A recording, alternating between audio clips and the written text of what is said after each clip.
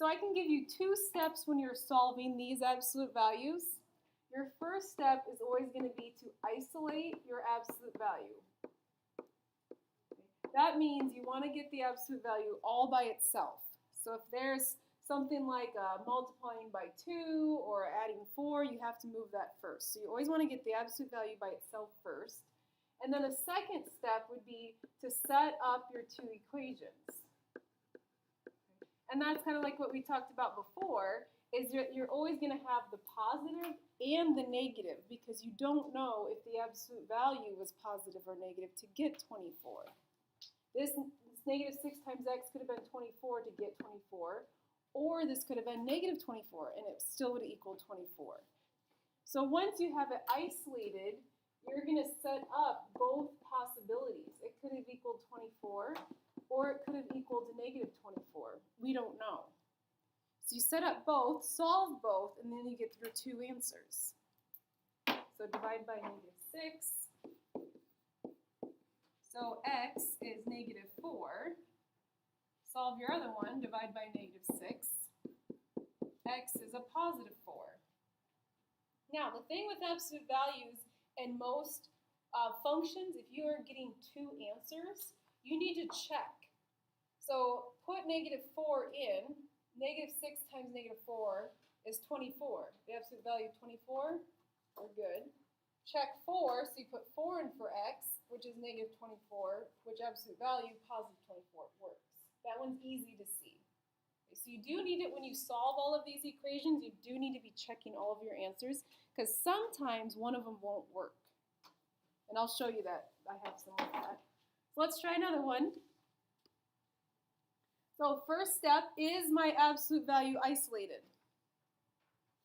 No, I need to get this absolute value 2x plus 8 all by itself. So what do I need to do? Add the 4, very good.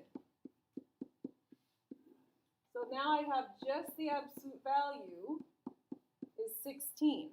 Okay?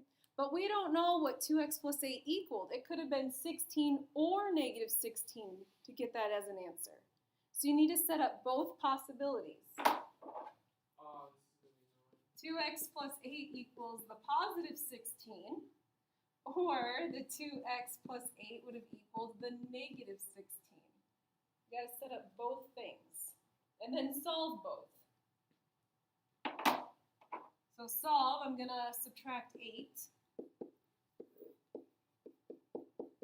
and then divide by 2.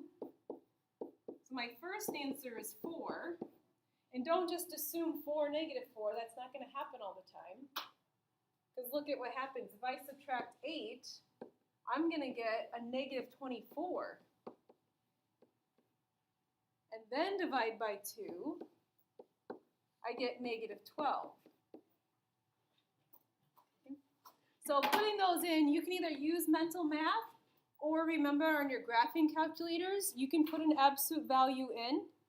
You can go abs, remember you go math, and then over to num, and you have an ABS.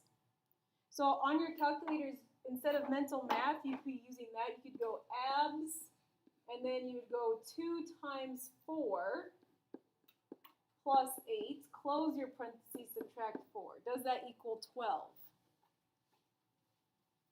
And it should, right? And then you can put in negative 12. So then again, you'd go abs, 2 times negative 12 plus 8 minus 4. Does that equal 12? And it should, right? I think both of them work on this one. Okay. So your calculator will do absolute value for you. It's math, and then you right arrow over to num. And that's where you find the abs. Okay. All right, let's try another one.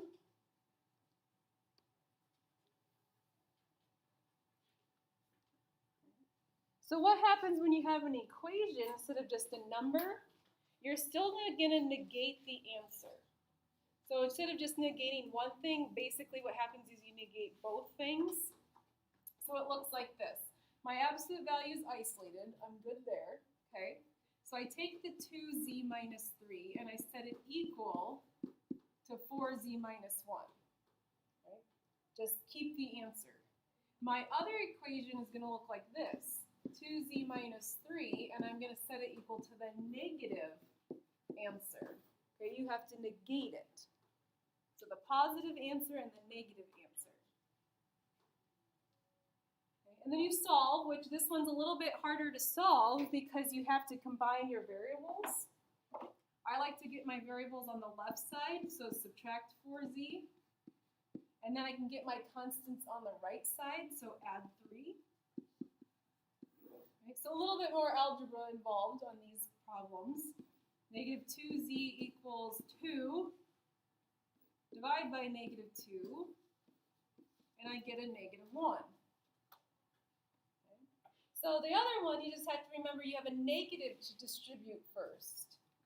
2z minus 3, but now you have a negative 4z plus 1, because that negative had to go to both terms. You're negating that whole answer. And then you're following the same steps. So I would add 4z, get my variables on the left side, add 3, so you get 6z equals 4,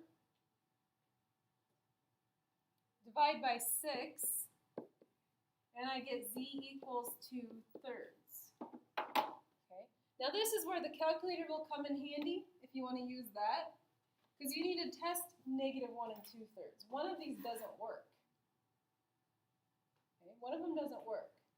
So you need to plug those in. So let's try negative 1 first. So I'd go abs, right? Parenthesis, 2 times negative 1 minus 3. Close your parenthesis. What does that equal? 5. Very good. Does 5, you have to make sure it equals this side. So what happens if I put negative 1 in for z on this side? 4 times negative 1 minus 1. What does that equal?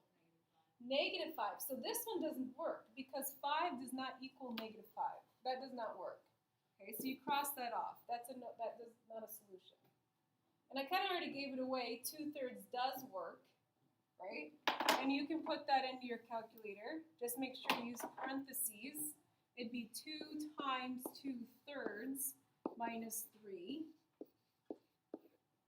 Right, something like that. Go ahead and use your calculator. And then you'd have 4 times 2/3 minus 1. And you should get 5/3 on both sides.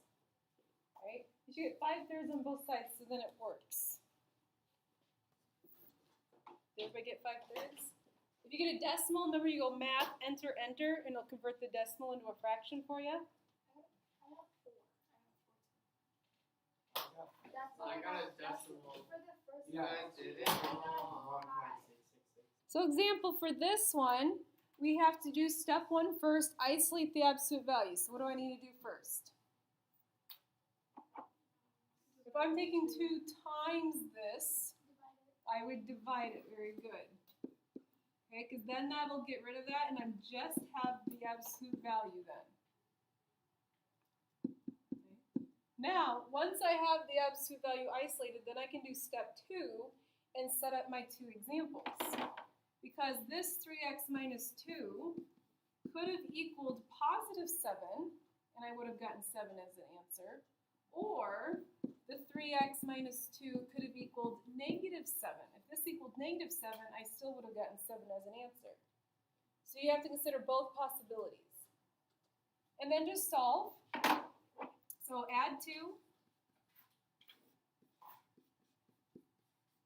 Divide by 3. So 3 is one of my answers. Same thing on this side, add 2.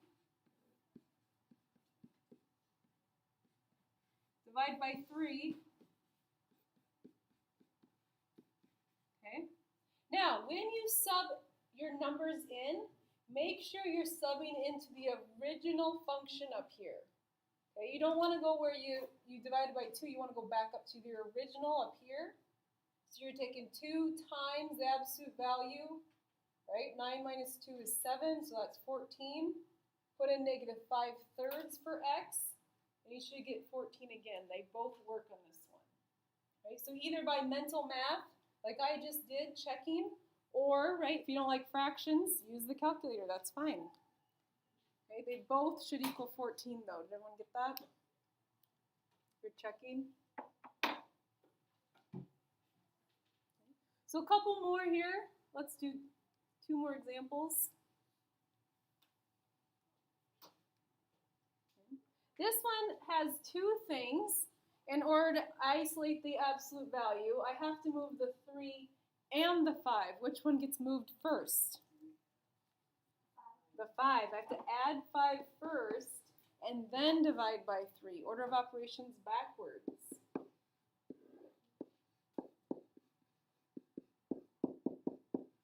Right. So add 5 first, then take everything, divide by 3.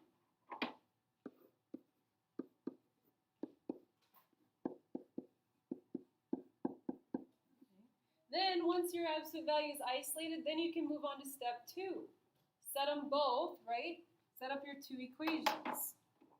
The first one, I can keep my answer, 5, but we know 4w minus 1 could have also equaled to negative 5.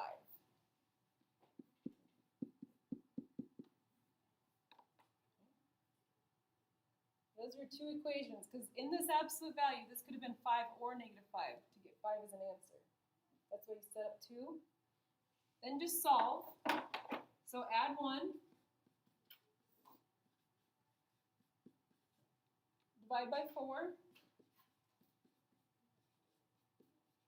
So 3 halves is an answer. On the other one, add 1.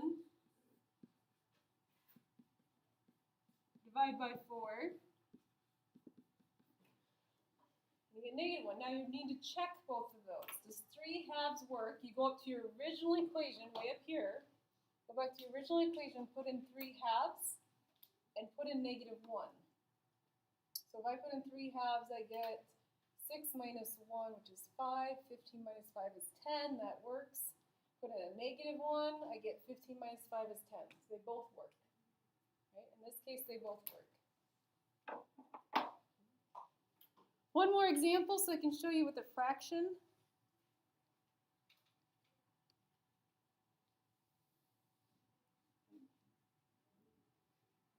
Couple of things that we need to do here before we set up our 2 equations. I need to distribute the 4 through here. These are parentheses, so you can distribute. Absolute values you cannot distribute. Okay? Absolute values are like jail bars. Nothing goes in, nothing comes out. So you cannot distribute the 2/3 through. So let's distribute the 4 first.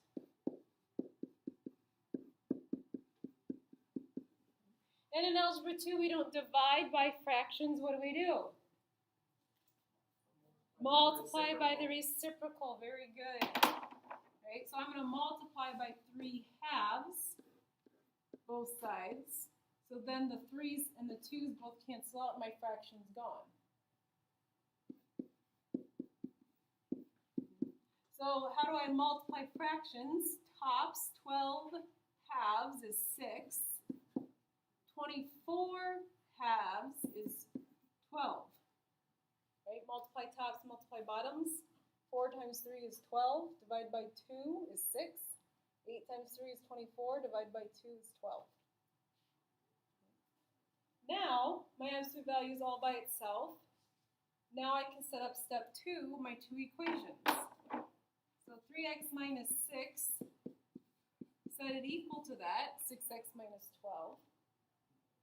My other equation, 3x minus 6, is going to set equal to the negative of that. So you're going to negate 6x minus 12. So this would be the positive version, this would be the negative version. And then solve both. Use your algebra skills and solve for both. So subtract 6x, get your variables on the left side, add 6, constants on the right side.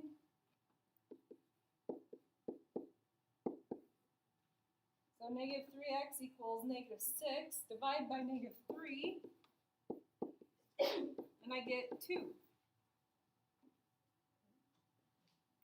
Same thing over on this side, but I need to distribute the negative first. So 3x minus 6 is negative 6x plus 12. Then I can get my x's together, get my constants together. And what happens, I get 2 again. So either 2 is a solution or I have no solution if 2 doesn't work, right? Either does or doesn't. And if I sub 2 in, right, again, your original equation, if I put 2 in, 6 minus 6 is 0, and 0 times anything is 0. And if I put in 2 here, 0 times 4 is 0. So 0 equals 0, that's a true statement, so it is a solution. Right? If I put in 2 here, I get 0. If I put 2 here, I get 0, and 0 equals 0. That works.